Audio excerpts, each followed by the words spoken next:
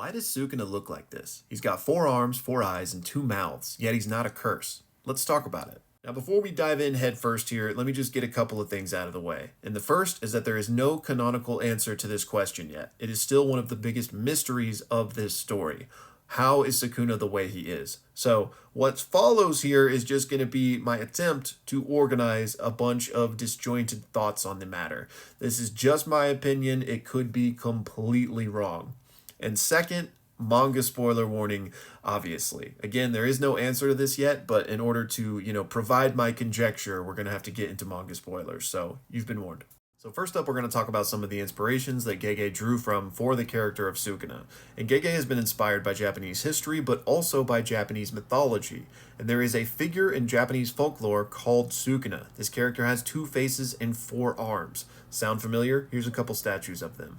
Also, interestingly, the character wielded multiple swords and a bow and arrow, so also sounds very familiar. So it's clear that Gege drew inspiration from this. However, what's interesting is he was asked about it in the JJK fanbook. He was asked, in some places, Ryomen Sukuna is considered a great being or the face of local specialty products in some areas. Will such a background be reflected in your work? And Gege says, no. The Sukuna character in JJK is called Sukuna because he resembles and is powerful like Sukuna. Basically saying the comparison stops there. And that's totally fair, right? Authors and creatives of all types, honestly, will take inspiration from something else but then put their own entire spin on it and go a completely different way. However, there's more to this story, because in January of 2021, Gege was again interviewed and asked about the inspirations behind Sukuna. And this time he said that there was an occult urban legend that he used to follow when he was younger on the internet. So this urban legend was essentially a creepypasta back on a website called 2chan. And what's really interesting is, in the creepypasta, the story takes place in Iwate Prefecture, which is where Gege grew up. So to give a brief recap of what happened in this creepypasta, there was this box found at a construction site, and on top of it was this note with an ominous warning, basically saying that Sukuna was inside this box. So they eventually open it up, and inside is this deformed, mummified corpse that has 2 faces and 4 arms. Lo and behold, everybody that interacted with this box seems to have a mysterious death, and they later come to find out that this was due to an evil man, basically. What he did was he went around and collected circus freaks, people with deformities and the like. And what he did is performed a human Kodoku ritual. More on that ritual in a second. But he basically locked all of these people in a basement and waited until only one survived. And the one that survived was this conjoined twin, Sukuna. We've actually seen this Kodoku ritual in principle in Jujutsu Kaisen with Sukuna's bath, taking all of the cursed spirits and condensing them down into the most evil thing possible in order for Sukuna to suppress Megami. So in this creepypasta, same concept, just with humans. So now back to the creepypasta, Sukuna is the last one to survive in this ritual. And the man who set all of this up was named Mononobe Tengoku. I think I forgot to mention that. So Tengoku then takes Sukuna and throws him in another chamber and starves him to death, and then mummifies the corpse. He then travels around, like basically starting a cult where this corpse is worshipped, and basically everywhere he takes the mummified remains, catastrophes follow in its wake. So clearly there is a lot there that informed the character of Sukuna from Jujutsu Kaisen. However, the purposes of this video is to figure out why he looks like this. So what can we glean from that creepypasta in that regard? And I think the biggest thing is the conjoined twins, right? Obviously 2 faces, 4 arms, that sounds just like our boy here. But how do we make sense of that in the light of the world of JJK? Alright everybody, it's time to put our science hats on because we are diving into some biology. And don't worry about all the big words here, I'm going to break this down and make it really simple. When we're dealing with identical twins, there's basically several different ways that can lead to those. And one of these ways, one of the most rare, is when not only are the twins from the same egg, but they also share the same placenta and the same amniotic sac.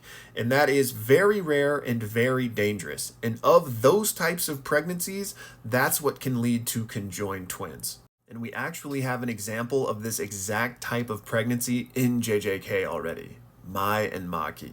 So what do we learn from them in the story? Well, first we know that twins are looked upon as a curse in the world of Jujutsu, and that's partly because the universe views them as one individual, which means they ultimately just hold each other back. In Maki and Mai's case, Mai has a curse technique, Maki doesn't. However, Mai can't really fully utilize her technique because she doesn't have the cursed energy pool she's supposed to, because Maki got a little bit of it.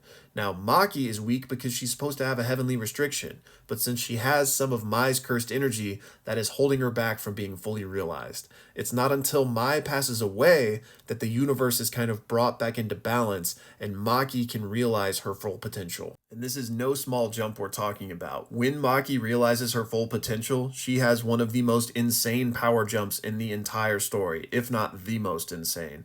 And her body is literally changed by this. So what might this tell us about Sukuna? Well, first thing is, the only time he's really talked about his childhood and how he became the strongest, he said he was born a cursed, unwanted little wretch. Now, again, what did we say about twins? They're viewed as cursed, and just like the Zenin clan didn't really want anything to do with Mai and Maki, perhaps if Sukuna was a twin, and especially a conjoined twin, we'll get to that in a second, he probably would be considered a cursed, unwanted little wretch. So what if Sukuna is a conjoined twin, except his brother died in the womb? So just like Maki got an insane power-up and new heavenly restricted body, Sukuna too could have gotten a power-up and a new body. That would make sense if he was originally a conjoined twin. 2 faces, 4 arms, 2 mouths. If this is the case, it gives us an interesting answer to a big what-if question in JJK, and that is, what if Maki had been the one to pass away? Would Mai have gotten an insane buff to her cursed technique and cursed energy? Now, Sukuna is a genius when it comes to Jujutsu, so I'm not trying to take any of that away from him. But if this is the case, it could help explain just why he is so next level. He has a power jump equivalent to that of a heavenly restriction. Now, if Sukuna is a conjoined twin and his brother did pass away in the womb, I'm not saying Sukuna did it maliciously. He was a baby, right? So it could have been something like twin-to-twin transfusion syndrome, where one gets all of the nutrients compared to the other, or any other number of complications that would come with such a high-risk pregnancy. And the interesting thing about this is, if it is the case, then Sukuna doesn't know he's a twin. He wouldn't have ever had a relationship with his twin, which is interesting because if the theory that Yuji is Sukuna's twin is true, which explains his resemblance and stuff, this would explain why Sukuna doesn't recognize him or acknowledge that at all, because he doesn't know he's a twin. Just a little food for thought. We know Gege is very intentional with details and foreshadowing, so Maki and Mai don't need to serve any other purpose in this story, but what if they were setting up this reveal? Also, it would explain why Kenjaku went through such lengths to create Yuji. So as it stands, that's my best guess for why Sukuna looks this way, and also helps explain why he's as powerful as he is, but it's just a theory. This could literally be thrown out the window next chapter. Let me know y'all's thoughts below on all of this in the comments, please. I would love to hear it. Also, absolutely massive shout out to Count for the insanely generous donation. You guys continue to blow me away. I'm completely unworthy, but thank you so much for the support. And I know you have a second half of your question that I didn't address yet. What is Kamutoke's role, Sukuna's cursed tool? Let's talk about that. So Kamutoke was inspired by the real-life Vajra, which is a symbol in Buddhism that was associated with deities. It was a weapon specifically for the god of thunder. Hence, you can see why the inspiration for Sukuna is to produce lightning. Now, as to how he got his original version, which we know the copied version was created by Yorozu as a final parting gift, but for the original curse tools, who knows how he got them? I imagine we actually have not seen the last of this, even though we did see Higuruma confiscate it. But that would feel pretty underwhelming, like especially after like the big buildup, and then he does get it back, and it's just removed a couple chapters later. Like maybe it was just depowering Sukuna so the other sorcerers could stand a chance. But then like why even bring it back at all? It was worthless against Kashimo, and then that was it. All right, y'all, that's going to do it for this one. I hope you enjoyed my inane ramblings on this subject. Again, please let me know your thoughts in the comments, and I will see you in the next one.